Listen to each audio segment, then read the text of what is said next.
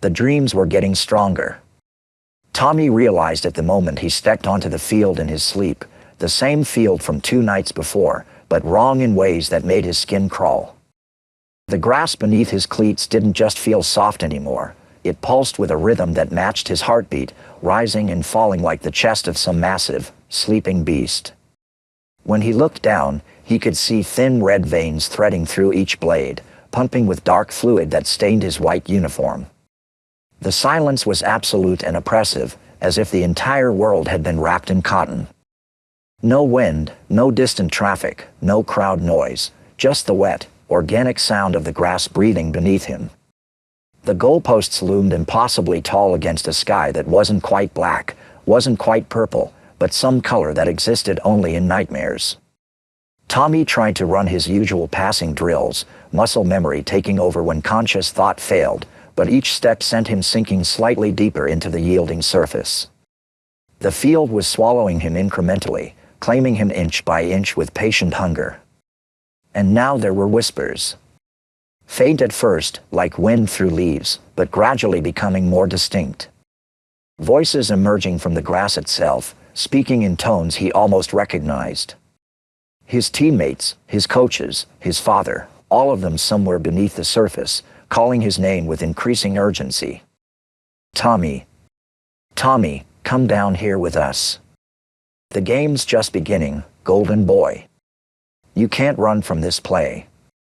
He woke screaming at 4:15 a.m., his sheets soaked with sweat that smelled faintly of earth and copper. The sound of his own voice echoed in the dark bedroom, and for a terrifying moment, he could still hear those whispers threading through the silence. Sarah's academic nightmare had evolved as well, becoming more elaborate and invasive with each passing night. She found herself in what appeared to be a medical examination room, but the walls were lined with chalkboards covered in equations that shifted and changed when she wasn't looking directly at them. The fluorescent lights overhead buzzed with an intensity that made her skull ache. She was strapped to a metal table, arms and legs immobilized by leather restraints that bit into her flesh.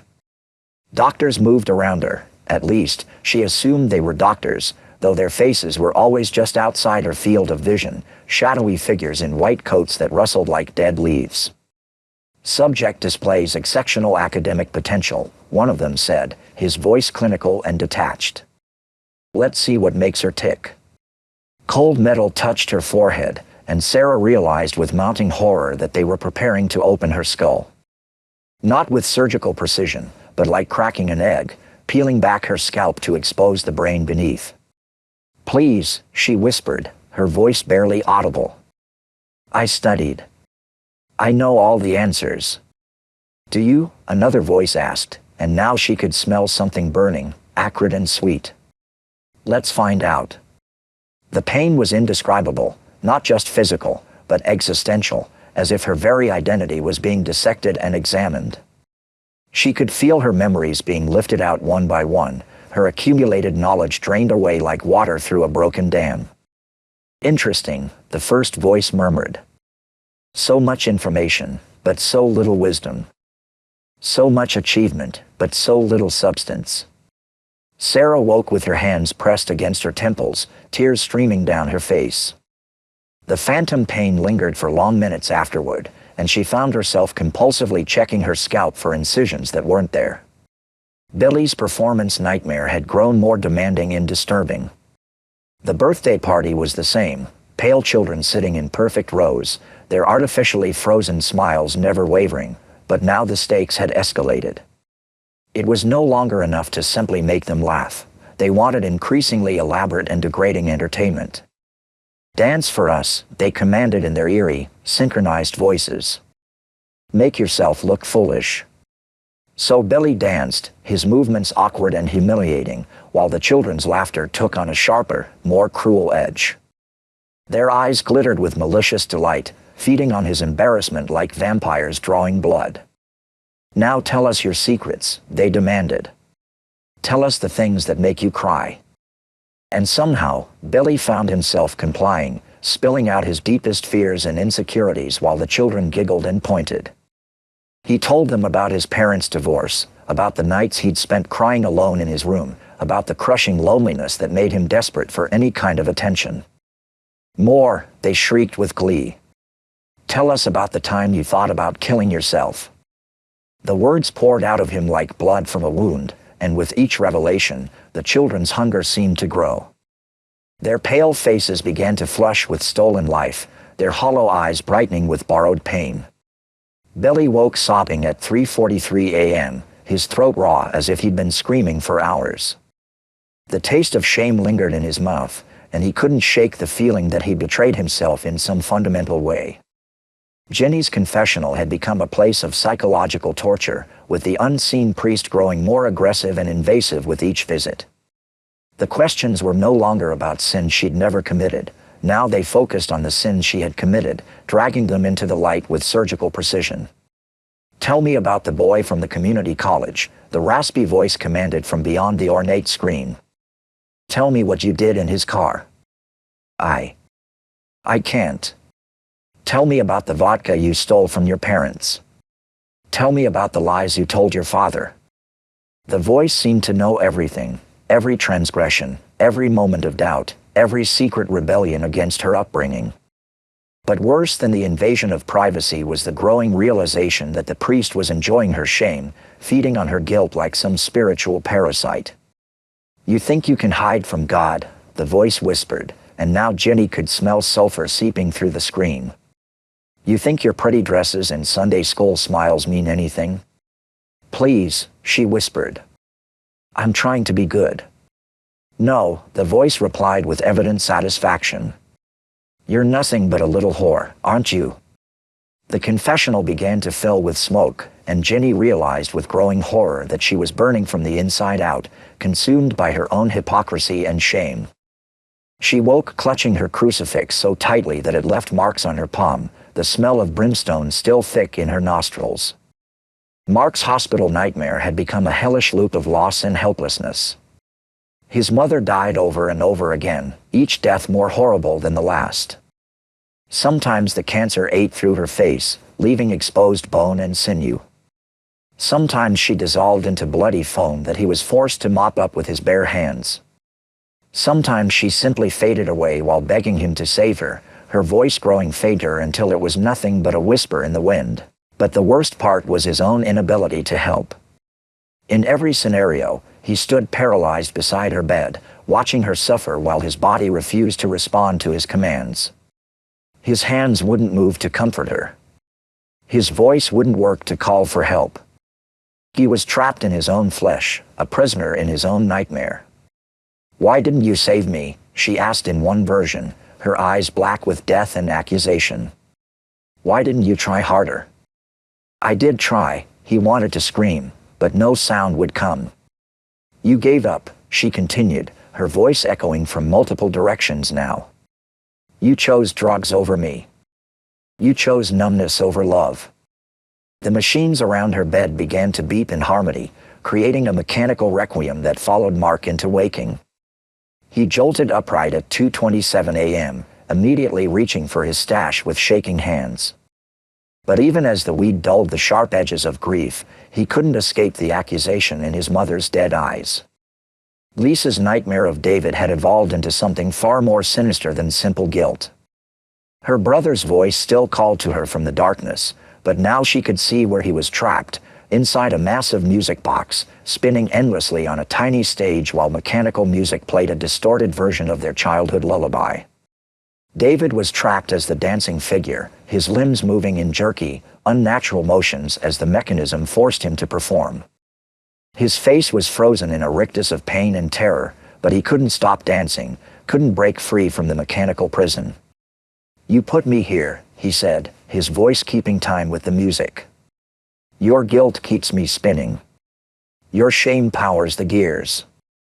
Lisa tried to smash the music box, to break the mechanism and free her brother, but her hands passed through it like smoke. She was an observer only, forced to watch his eternal torment while knowing she was the cause.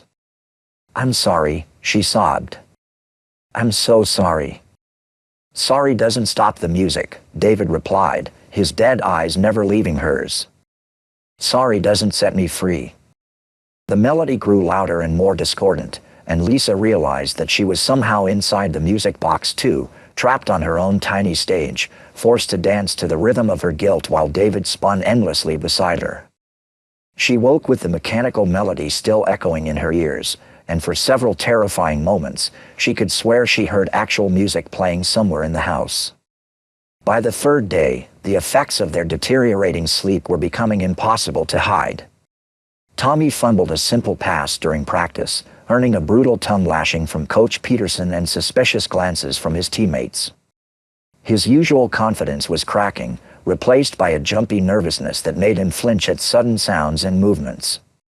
Sarah fell asleep during AP Chemistry, her head dropping onto her notebook with a soft thud that made the entire class turn to stare.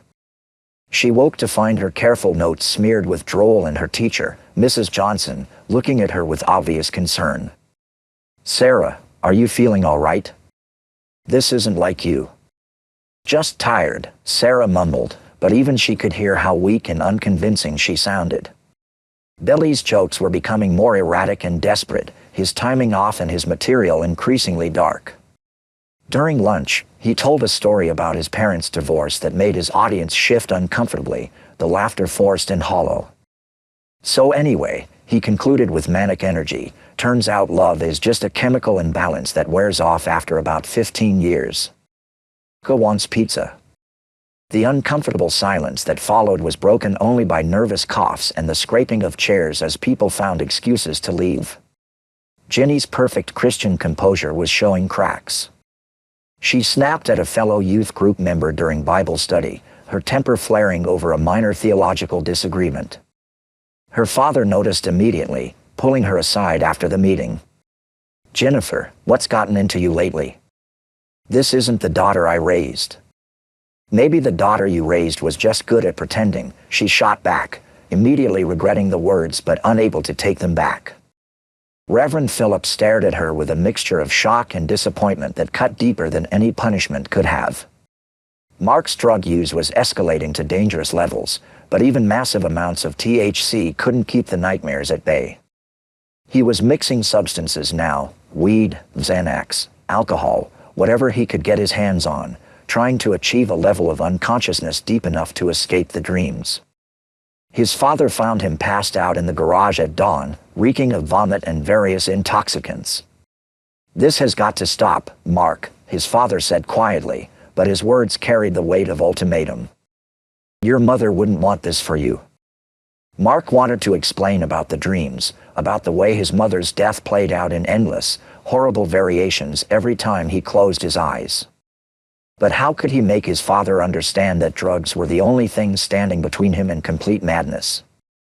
Lisa had stopped eating regularly, her guilt over David's death compounded now by her guilt over surviving when her friends were clearly suffering. She moved through her days like a ghost, barely speaking to anyone, jumping at shadows and sudden movements. Her parents scheduled an appointment with Dr. Morrison, the family physician, but Lisa couldn't explain what was wrong without sounding crazy. How could she tell them that her dead brother was trapped in a nightmare music box, spinning forever because of her mistakes? It was during lunch on Wednesday that they finally began to talk to each other about what was happening. Lisa had been sitting alone in the library, ostensibly studying but actually staring blankly at an open textbook, when Sarah approached her table. "You look like hell," Sarah said without preamble, which was unusual for someone typically so concerned with social niceties. "Thanks," Lisa replied dryly. "You're not exactly glowing yourself." Sarah sat down uninvited, her movements sharp and jerky with exhaustion. "Are you having trouble sleeping?" The question was casual enough, but something in Sarah's tone made Lisa look up sharply. There was desperation lurking behind the academic facade, a barely controlled panic that Lisa recognized because she felt it herself. "Maybe," Lisa said carefully. "Why?" "Because I haven't had a decent night's sleep in 3 days, and I'm starting to lose my mind." Before Lisa could respond, Tommy appeared at their table, looking uncharacteristically hesitant. His usual swagger was gone, replaced by the hunched posture of someone carrying an invisible weight. "Mind if I sit?" he asked, and without waiting for an answer, he collapsed into a chair. I couldn't help but overhear, "You guys having sleep problems too?" The three of them stared at each other for a moment, recognizing something in each other's faces that they'd been trying to hide from the rest of the world. It was Billy who broke the silence, sliding into the fourth chair with his characteristic grin, though now the expression looked painted on, a mask barely held in place. Well, he said with forced levity. "Looks like we've got ourselves a little insomniacs club. Rooms or one more?"